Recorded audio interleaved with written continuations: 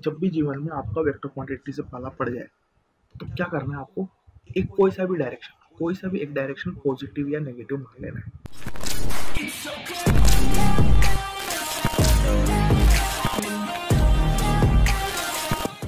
तो rectilinear motion की class number 2 आज अपन शुरू करने वाले हैं और इसमें अपन पढ़ेंगे डिस्टेंस एंड डिस्प्लेसमेंट, है ना। डिस्टेंस और डिस्प्लेसमेंट दोनों को बहुत अच्छी तरीके से पढ़ेंगे और डिस्टेंस और डिस्प्लेसमेंट में अपन को स्केलर और वेक्टर क्वांटिटी जो कल की क्लास में बताई थी, जिसने देखी आई बटन पे क्लिक करो, जाओ उसको देख लो एक बार, है ना।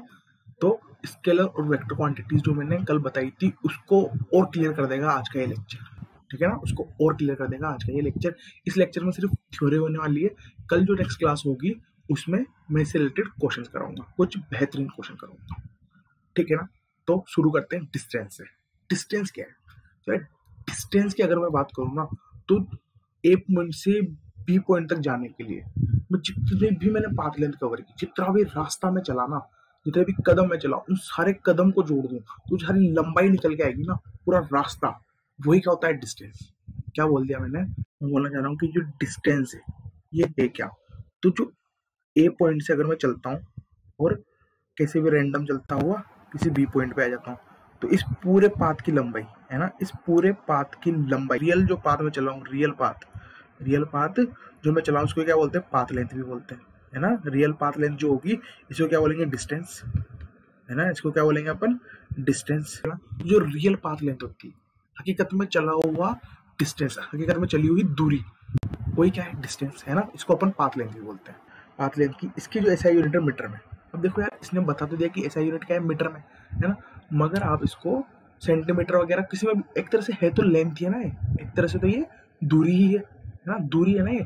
तो दूरी को आप लेंथ में भी नाम सकते हो, मीटर में भी नाम सकते हो, फुट में भी नाम सकते हो। तो जो मीटर जो बोल रहा है ये क्या है? एसआई यूनिट, है ना। अपन एसआई यूनिट में जनरली डील कर रहे होते हैं तो अपन मीटर में इसको लेंगे, बाकी और यूनिट भी हो सकती है, और यूनिट अपन मीटर में कन्वर्ट कर लेंगे, ठीक है ना जी। अब सेकंड पॉइंट क्या है? सेकंड पॉइंट है स्केलर क्वांटिटी। स्केलर क्वांटिटी क्या होती है? जिसका मैग्नीट्यूड डायरेक्शन पे डिपेंड ना करे। अगर मैं मानता हूँ कि मैंने ए से चला, अब बी बोलते हैं, पी से चला और पी से क्यू पॉइंट तक मैं गया, मतलब मैं चल रहा हूँ, बस ए से चलना शुरू किया, तो यार मैं किधर जा रहा हूँ?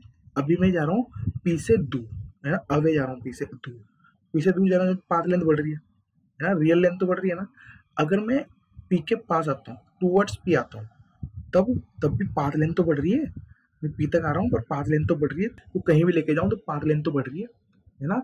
पी से क्यू मैं कैसे भी घूमता हुआ जा रहा हूँ, है ना, पाथ लेंथ तो बढ़ ही रही है। डायरेक्शन पर डिपेंड नहीं कर रहा है, मैं पी के पास आऊँ या पी के दूर जाऊँ, पाथ लेंथ तो बढ़ेगी। तो जो मैग्नीट्यूड है वो उसका बढ़ना या घटना डायरेक्शन पर डिपेंड नहीं कर रहा है। आप किसी भी डायरेक्शन में जाओ वो तो बढ़ेगा ही, है ना। डिस्टेंस तो बढ़ेगा आप किधर भी जाओ। चलो आगे देखते हैं, डिस्प्लेसमेंट की बात कर लेते हैं। यहाँ पे लेते हैं, मैंने बोला कि ए पॉइंट है, मैं यहाँ से चला, ये लो रैंडम चला वापस, और मैं बी पॉइंट पे आ गया। तो यार जो ए से बी तक की जो रियल पाथ लेंथ थी, है ना, जो पाथ लेंथ थी वो तो क्या है? डिस्टेंस। डिस्टेंस है बिटवीन ए एंड बी, है ना। मगर ए से लेके बी तक की, ए से लेके बी तक की सबसे छोटी दूरी, सबसे छोटी दूरी मतलब मैं ए से लेके बी तक सीधी लाइन खींच दूं, एकदम स्ट्रेट लाइन, है ना, एकदम स्ट्रेट लाइन खींच दूं। कहां से? ए से लेके बी तक। जो ए से लेके बी तक मैंने स्ट्रेट लाइन खींची, यही तो क्या है? सबसे छोटी दूरी, है ना। सबसे छोटी दूरी तो स्ट्रेट लाइन ही होगी ना। अगर आप ए से बी किसी भी दो पॉइंट के बीच में सबसे छोटी दूरी की लाइन बनाना चाहते हो, सबसे छोटी डिस्टेंस वाली लाइन बनाना चाह रहे हो, तो यार वो तो स्ट्रेट लाइन ही बनेगी, है ना। जाहिर सी बात है, तो स्ट्रेट लाइन ही बनेगी। तो जो ये ए से बी तक जो स्ट्रेट लाइन बनी, तो जो ए से बी स्ट्रेट लाइन की जो लेंथ है मीटर में, किसी में भी नाप सकते हैं, अपन मीटर की बात करते हैं, तो ए से बी तक की जो लेंथ है स्ट्रेट लाइन की मीटर में, ये क्या है? डिस्प्लेसमेंट। ये क्या है मेरा? डिस्प्लेसमेंट, ठीक है ना बेटा। इसको एस से डिनोट करते हैं, डिस्प्लेसमेंट को अपन एस से डिनोट करते हैं, ठीक है। अब दूसरी बात आती है यार, ये स्केलर है कि वेक्टर, है ना। स्केलर है कि वेक्टर? तो वेक्टर क्वांटिटी होती है जिनका मैग्नीट्यूड डायरेक्शन पे डिपेंड करता है कि वो मैग्नीट्यूड बढ़ेगा या घटेगा, ना, वही वेक्टर क्वांटिटी थी। स्केलर क्वांटिटी क्या थी? जिनका डायरेक्शन पे मैग्नीट्यूड पर फर्क नहीं पड़ता है, ठीक है ना। चलो जी, तो मैं क्या बोल रहा हूँ, ये ए पॉइंट था। अब मैं क्या कर रहा हूँ? एक काम कर रहा हूँ, सिर्फ चलना। मैं चल रहा हूँ बस, है ना। तो मैं चलता जा रहा हूँ, चलता जा रहा हूँ, चलता जा रहा हूँ, तो पाथ लेंथ तो बढ़ती जा रही है ना। पाथ लेंथ जो डिस्टेंस है हमारा, जो डिस्टेंस है हमारा, इसको स्मॉल डी से रिप्रेजेंट करते हैं। कैसे रिप्रेजेंट करते हैं? स्मॉल डी से। जो स्मॉल डी है वो तो हमेशा बढ़ी रहे, वो तो हमेशा बढ़ी रहा है, ठीक है ना। मगर मैं अगर इस पॉइंट से दूर जाता हूँ तो अभी फाइनल पॉइंट क्या बन गया मेरा? ये इनिशियल पॉइंट तो फिक्स है, इनिशियल पॉइंट तो फिक्स है, यही है। फाइनल पॉइंट क्या हो गया मेरा? ये हो गया। इसको मैं क्या बोलता हूँ? Final point. तो ए से बी तक की सबसे छोटी दूरी है ना, ये स्ट्रेट लाइन में बना नहीं पा रहा हूँ, और ये ए से बी तक की सबसे छोटी दूरी है। तो ये मेरा क्या है? डिस्प्लेसमेंट है ना। डिस्प्लेसमेंट एस से डिनोट करते हैं, ये डिस्प्लेसमेंट है। अब यार मैं मान लो फाइनल पॉइंट से वापस चलना शुरू किया, अब मैं किसकी तरफ आ रहा हूँ? ए की तरफ आ रहा हूँ। तो मैं ए की तरफ आ गया, तो अब क्या हुआ? डिस्प्लेसमेंट घट गया है ना। इनिशियल पॉइंट और फाइनल पोजीशन के बीच की दूरी तो ये हो गई, कम हो गई ना, ये तो है ना, कम हो गई ये तो अब क्या हुआ? डिस्प्लेसमेंट क्या हुआ? जो एस था हमारा, जो एस था वो क्या हुआ? डिक्रीज हुआ। कब? जब मैं ए के पास आ रहा था, इनिशियल पॉइंट के पास आ रहा था, टूवर्ड्स इनिशियल पॉइंट चल रहा था। और बड़ा कब? एस बड़ा जब जब मैं इनिशियल पॉइंट से दूर जा रहा था, इनिशियल पॉइंट से दूर जा रहा था। तो डायरेक्शन पे डिपेंड कर रहा है, तो डायरेक्शन पे डिपेंड कर रहा है कि डिस्प्लेसमेंट का मैग्नीट्यूड बढ़ेगा या घटेगा, ठीक है ना। तो जिनका भी डायरेक्शन, जिनका भी मैग्नीट्यूड का बढ़ना या घटना डायरेक्शन पे डिपेंड करता है, वेक्टर क्वांटिटी होती है, प्लस वेक्टर रूल भी फॉलो करें, प्लस वेक्टर रूल भी फॉलो करें। चलिए वेक्टर रूल, कल मैंने एक टेंसर क्वांटिटी का बताया था कि वेक्टर एडिशन कैसे होता है। अगर किसी को डाउट है तो जो कल वीडियो आने वाली है ना, कल वीडियो आने वाली है, उसमें इससे रिलेटेड क्वेश्चन आपको मिल जाएगा, एकदम क्लियर हो जाएगा वहाँ पे, है ना। तो यार मेरे को एक बात बताओ, अगर कोई मेरे को बोलता है कि आप डिस्प्लेसमेंट बताओ, तो आप क्या मांगोगे उससे? मैं तो ये बोलूँगा, भाई साहब आप मेरे को इनिशियल पोजीशन बता दो और फाइनल पोजीशन बता दो। मैं उन दोनों के बीच में सबसे छोटी मतलब स्ट्रेट लाइन बना दूंगा, उन दोनों को पॉइंट को जोड़ने वाली, और उसकी लंबाई निकाल लूंगा, और जो लेंथ उसकी आएगी वही क्या है? मेरा डिस्प्लेसमेंट है ना, वही मेरा क्या है? डिस्प्लेसमेंट, ठीक है ना। इनिशियल पॉइंट और फाइनल पॉइंट बता दो, मैं डिस्प्लेसमेंट निकाल सकता हूँ। डिस्टेंस तो आपको पूरा पाथ ही बताना पड़ेगा। इतना समझ में आया क्या? अब मेरे कुछ क्वेश्चन है। पहला क्वेश्चन क्या है? क्या डिस्टेंस और डिस्प्लेसमेंट बराबर हो सकते हैं? क्या डिस्टेंस और डिस्प्लेसमेंट बराबर हो सकते हैं? क्या क्या बोलना चाह रहा हूँ कि भाई ये ए पॉइंट है ना, मैंने ये डिस्प्लेसमेंट किया, डिस्टेंस किया सॉरी, तो डिस्टेंस क्या है मेरा? ये पूरी पाथ लेंथ, ये पूरी पाथ लेंथ, और डिस्प्लेसमेंट क्या है मेरा? ए पॉइंट से बी पॉइंट तक की सबसे छोटी दूरी। तो जो एस है मेरा ए से बी, वो तो क्या है? छोटा है किससे? डिस्टेंस ए से बी से। पर क्या ये बराबर हो सकता है क्या? जो एस ए बी है ये बराबर हो सकता है क्या डी ए बी के? हाँ सर, हो सकता है।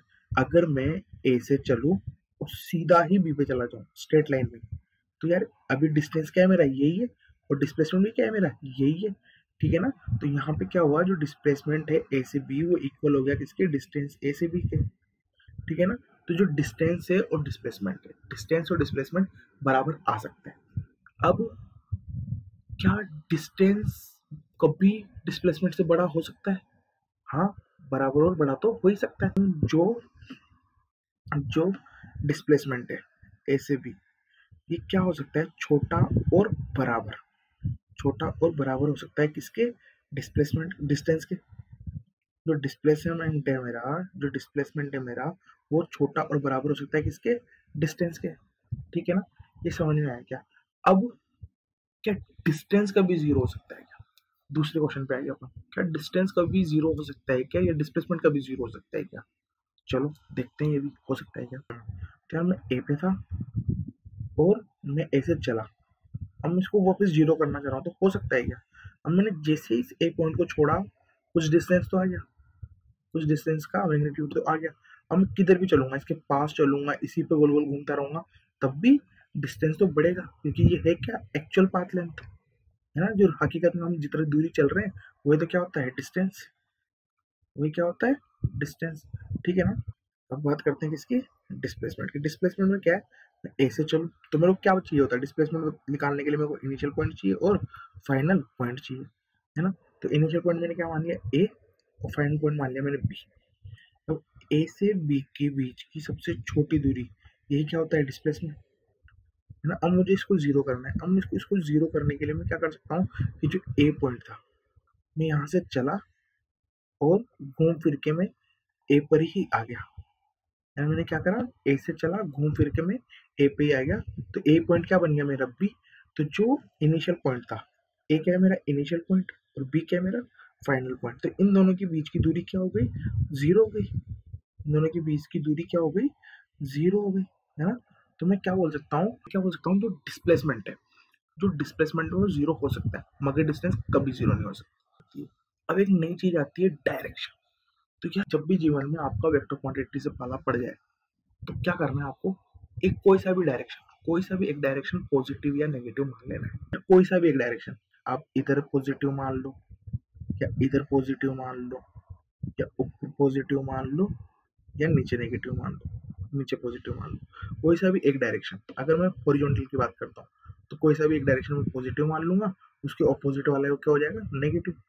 तो मैं मान लेता हूँ अभी कि मैं इस तरफ, अगर मैं इस तरफ जाऊंगा तो मैं पॉजिटिव मानूंगा चीज़ों को।